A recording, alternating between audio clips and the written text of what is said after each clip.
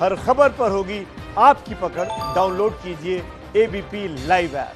देश में कोरोना के मरीजों का आंकड़ा 50 लाख को छू रहा है। 2 करोड़ की नौकरियां जा चुकी हैं।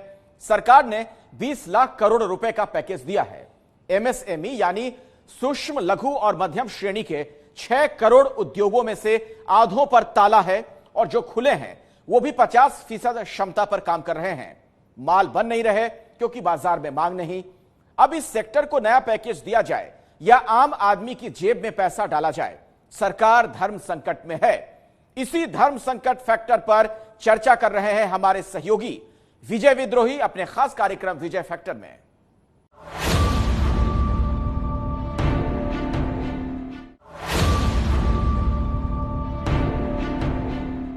नमस्कार, हमारे खास कार्यक्रम विजय फैक्टर में आप सबका स्वागत है। मैं हूं विजय विद्रोही। धंधा मंदा है क्योंकि बाजार में माल की मांग नहीं है। ऐसे में माल बनाने वाली कंपनियां करें तो क्या करें? खास तौर से एमएसएमई यानी सूक्ष्म लघु और मध्यम उद्योग वाले क्या करें, जो आम आदमी से लेकर अरबपतियों तक की जरूरत का हर सामान करीब करीब बनाते हैं। क्या सरकार इनके लिए नए पैकेज की घोषणा करे? क्या सरकार आम आदमी की जेब में पैसा डाले? विजय फैक्टर में आज बात होगी एमएसएमई फैक्टर की।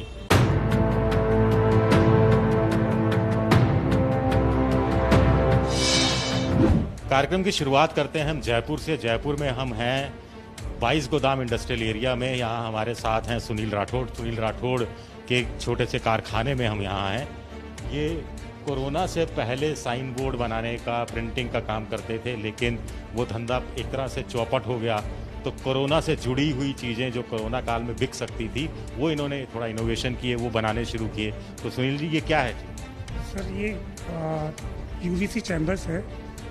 इसकी मदद से हम किसी भी तरह का बैक्टीरिया, वायरस और कोविड-19 को किल कर देते हैं। और इस टेक्नोलॉजी को हम गांव तक ले जा रहे हैं। गांव में चूँकि लोहार भी हैं, इलेक्ट्रिशियंस भी हैं, पेंटर्स भी हैं, तो उनको हम डिफरेंट सेमिनार्स के थ्रू उनको एजुकेट कर रहे हैं। उन्हें जो प्रॉब्लम आ रही है वित्तीय की, तो हम उनको एमएसएमई की जो सरकार, केंद्र सरकार की जो स्कीम है, उसके लिए एजुकेट कर रहे हैं। हमने एमएसएमई का नाम लिया तो सरकार ने 3 लाख करोड़ के पैकेज की घोषणा की थी कि बैंक के थ्रू कर्ज मिलेगा, कोई गिरवी नहीं रखना पड़ेगा, आसान शर्तों पे होगा। तो आपको लगता है कि उसका फायदा मिल रहा है?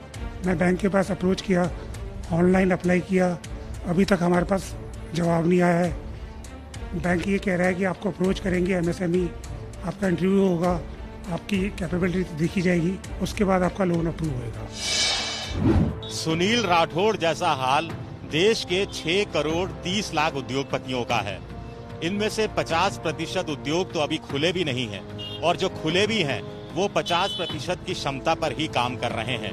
इनमें दिल्ली के अनिल वर्मा भी हैं, जो गारमेंट कंपनी में मैनेजिंग डायरेक्टर हैं। इनकी कंपनी 30 सालों से कपड़ों का व्यापार कर रही है। अनिल वर्मा ने हमारी सहयोगी इला काज़मी को बताया कि कंपनी का टर्नओवर 20 करोड़ से घटकर 4 करोड़ ही रह गया है।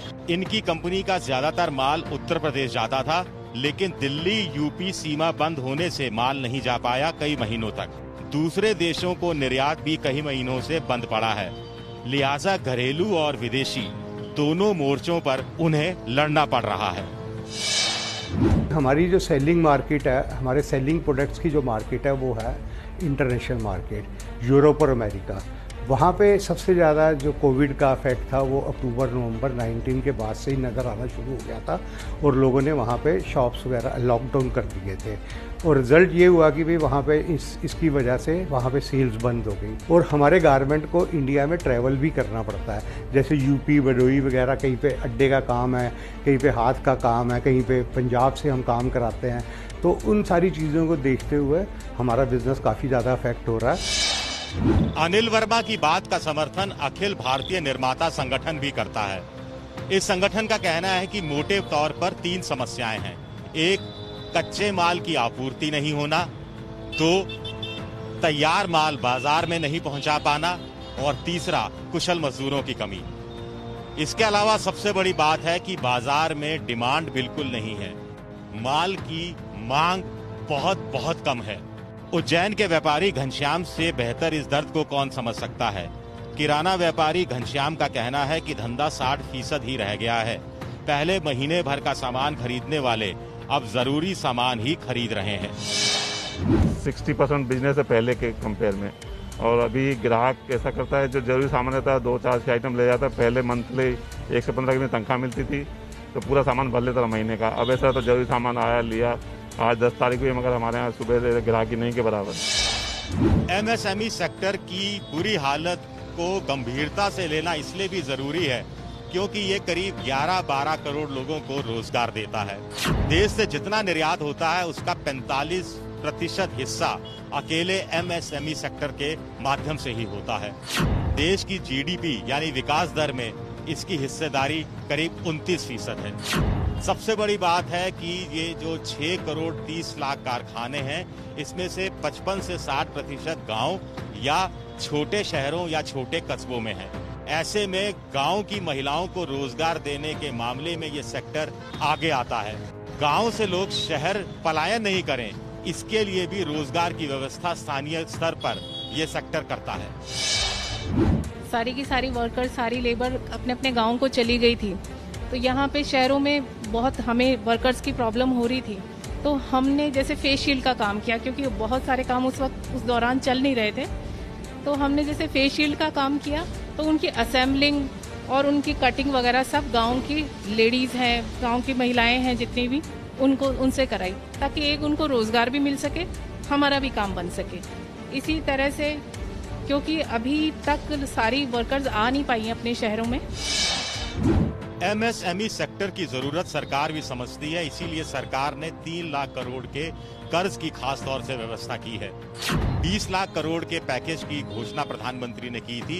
इसी के तहत ये 3 लाख करोड़ का कर्ज भी शामिल है, जो बैंकों की तरफ से दिया जाएगा। बैंक इसके लिए गिरवी कुछ भी नहीं रखेंगे और ब्याज भी 1 साल बाद से लेना शुरू किया जाएगा। बैंक आसानी से कर्ज दे सकें, इसके लिए भारत सरकार ने गारंटर की भूमिका निभाई है। यानी अगर ये पैसा बैंक को नहीं लौटा पाए उद्योगपति, तो सरकार ये पैसा बैंकों को लौटाएगी। 31 अक्टूबर तक ये योजना अमल में रहेगी। कुल मिलाकर अब तक 1.5 लाख करोड़ रुपए के कर्ज बैंक स्वीकृत कर चुके हैं, जिसमें से 1 लाख करोड़ रुपया बांटा भी जा चुका है। ऐसा भारत सरकार का वित्त मंत्रालय का दावा है। लेकिन हमारी सहयोगी इला काजमी ने दिल्ली के कपड़ा व्यापारी HL मंगू से बात की, जो कर्ज के मामले में काफी निराश नजर आए। उनका कहना है कि टर्नओवर 50 करोड़ रुपए कभी हुआ करता था, लेकिन अब धंधा बहुत मंदा है। ऊपर से बैंक वाले चक्कर पर चक्कर कटवा रहे हैं। गवर्नमेंट की जो पॉलिसी बनी थी कि 3 लाख करोड़ रुपए एमएसएमई को दिया जाएगा, एक तो इन्होंने थोड़ी देरी कर दी पॉलिसी बनाने में। चलिए पॉलिसी बन गई, पहला 10% तो हमें उनको बुला के दिया गया था हमें, लेकिन अब जो 20% पिछले 10-15 से अप्लाई किया हुआ है, उसका बस आज ये नहीं है, आज वो नहीं है, आज ये नहीं है, आज वो नहीं है, वो इफ एंड बट बहुत लग रहे हैं। दिल्ली के HL मंगू की तरह उज्जैन के कपड़ा व्यवसायी विनोद भी बहुत परेशान है। विनोद का कहना है कि उनका धंधा करीब 40% ही रह गया है। मंगू की तरह विनोद भी लोन के लिए बैंक के चक्कर काटने को मजबूर हैं।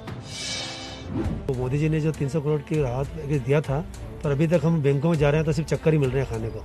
वहाँ तक अभी तक यही बोला जा रहा है कि वहाँ से लिंक बंद है, अभी टाइम लगेगा, रुको। वो चक्कर खा के थक गए, लेकिन अभी तक कुछ भी नहीं हुआ है। एमएसएमई यानी सूक्ष्म, लघु और मध्यम उद्योग, इनकी 3 श्रेणियां सरकार ने इसलिए बनाई क्योंकि सरकार अलग अलग श्रेणी के हिसाब से रियायतें देती थी, छूट देती थी, सब्सिडी कहीं कहीं देती थी। जैसे सूक्ष्म उद्योग वो जिसमें 25 लाख का निवेश हो, लघु उद्योग में 5 करोड़ का निवेश हो और मध्यम में 10 करोड़ का निवेश हो। अब भारत सरकार ने नई परिभाषा के तहत इन तीनों श्रेणियों को रखा है। नई परिभाषा में ये व्यवस्था की गई है कि ये उद्योग पनप सकें और सरकार की छूट और सरकार की सब्सिडी भी इन्हें मिलती रहे। अब सूक्ष्म उद्योग की परिभाषा है 1 करोड़ तक का निवेश और टर्नओवर 5 करोड़ सालाना। लघु उद्योग की परिभाषा है 10 करोड़ तक का निवेश और टर्नओवर 50 करोड़ सालाना। मध्यम उद्योग की परिभाषा है 50 करोड़ तक का निवेश और 250 करोड़ का सालाना टर्नओवर। एक तरह से देश की करीब 90% इकाइयां अब एमएसएमई के तहत आ गई हैं। नई कैटेगरी बनाने का फायदा कैसे हुआ ये आपको मैं समझाने की कोशिश करता हूं। मान लीजिए मैं एक सूक्ष्म उद्योग चलाता हूं, तो मेरा कारोबार अच्छा चल रहा है, लेकिन उसके बाद भी मैं इसका विस्तार नहीं करूंगा, क्योंकि अगर 5 लाख रुपए से ज्यादा का निवेश मैं करूंगा तो सरकार से मुझे जो सब्सिडी मिलती है, जो छूट मिलती है, जो रियायतें मिलती हैं, वो बंद हो जाएंगी। लेकिन अब ऐसा नहीं होगा। अब क्या मेरा निवेश 1 करोड़ तक का हो सकता है और टर्नओवर भी 5 करोड़ का। तो ऐसे में सरकार को उम्मीद है कि लोग अपने कारोबार का विस्तार करेंगे। कारोबार का विस्तार करेंगे तो लोगों को नया रोजगार मिलेगा और साथ ही साथ निर्यात को भी बढ़ावा मिलेगा।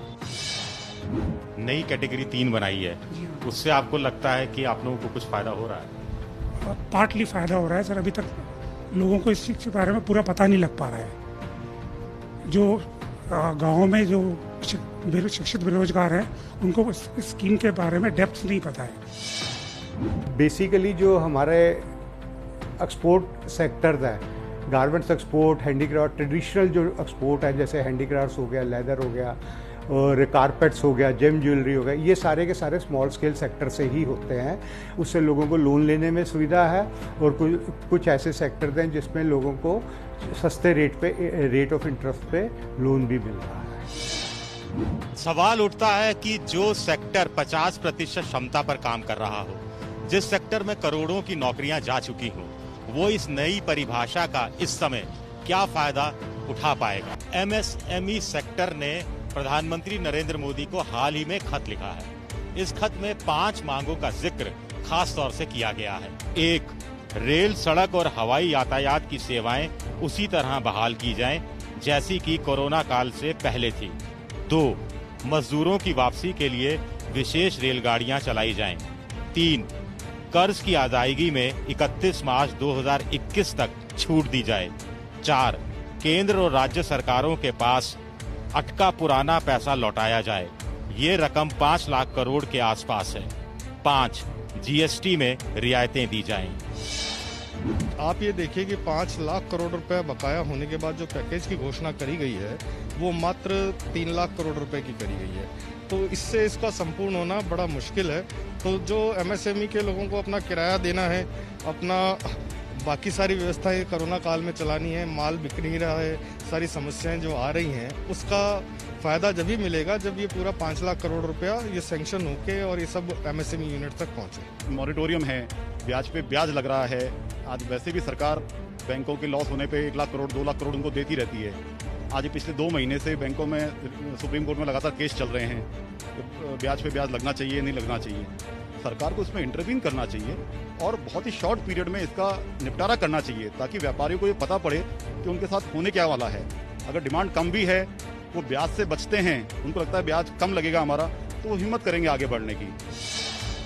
उद्योगपतियों की संस्था फिक्की का एक ताजा सर्वे बताता है कि करीब 45% व्यापारी ये मानते हैं कि अगस्त के महीने में जुलाई के मुकाबले कैश इनफ्लो बढ़ा है। इतने ही प्रतिशत कारोबारियों का ये भी कहना है कि उन्हें नए सिरे से ऑर्डर मिलने भी शुरू हुए हैं। लेकिन सबसे बड़ी चिंता की बात है कि 68% कारोबारी अभी भी मानते हैं कि कमजोर मांग सबसे बड़ी बाधा है। अब मांग बाजार में पैदा हो, इसके लिए सरकार क्या करेगी, ये सरकार के सामने बहुत बड़ी दुविधा है।